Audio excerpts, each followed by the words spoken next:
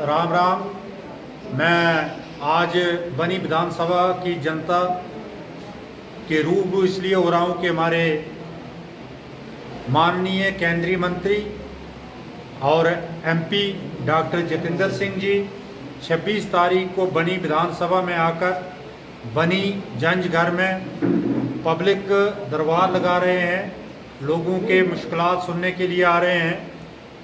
जितनी भी जनता बनी विधानसभा की है, जो भी लोग इसमें आना चाहते हैं, उनको ये मैं अपील करता हूँ कि चाहे वो मशीडी मंडल से हूँ, बनी से हूँ, डुगन से हूँ, अपनी मुश्किलात जो भी हैं वो अपने जो हमारे लीडर आ रहे हैं उनके समक्ष रख सकते हैं।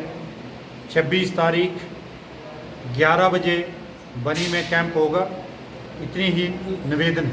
रावत साहब, जितेंद्र सिंह तीसरी बार जीते हैं और तीसरी बार बनी के अंदर पहला पब्लिक दरबार किस तरह देखते हैं? देखिए डॉक्टर साहब, बनी में बार बार आते रहते हैं और हम सब का सौभाग्य है कि वो तीसरी बार चुनाव जीतने के बाद बनी में आ रहे हैं लोगों की मुश्किलात को सुनने के लिए। और तीसरी बार ही वो मंत्री भी बने हैं, बहुत ही इम्पॉर्टेंट पोस्ट पे हैं, प्रेस्टिजियस पोस्ट पे काम कर रहे हैं।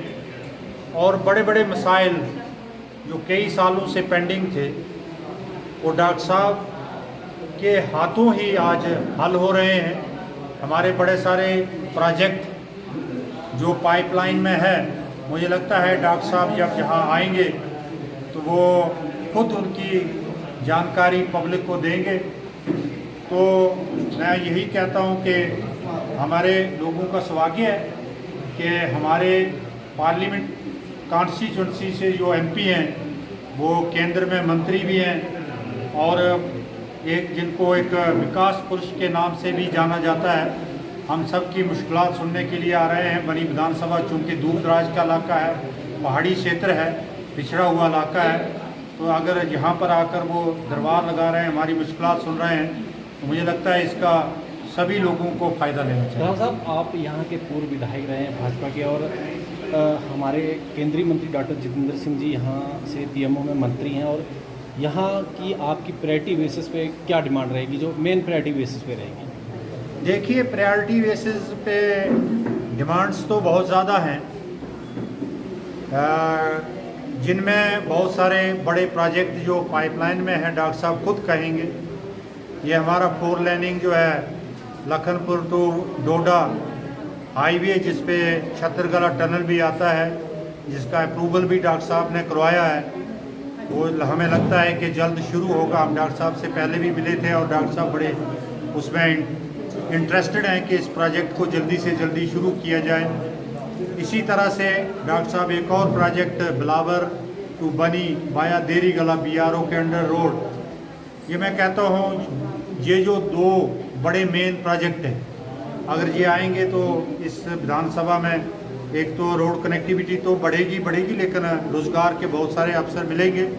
हम डॉक्टर साहब का भी बहुत धन्यवाद करते हैं, माननीय प्रधानमंत्री जी का धन्यवाद करते हैं, जिस तरह से कि 4228 करोड़ के रोड के नए प्रोजेक्ट PMGSY के जम्मू कश्मीर के लिए सैंक्शन हुए हैं, जिसमें हमारे बनी विधानसभा के भी बहुत सारे रोड्स हैं। तो हम डॉक्टर साहब से बात करेंगे कि कुछ रोड जो है जिनको प्रायोरिटाइज करने की ज़रूरत है, जो दूर दराज इलाके रह गए हैं, तो वो बैठ के हम बात करेंगे। लेकिन हम केंद्र सरकार का बहुत बहुत धन्यवाद करते हैं।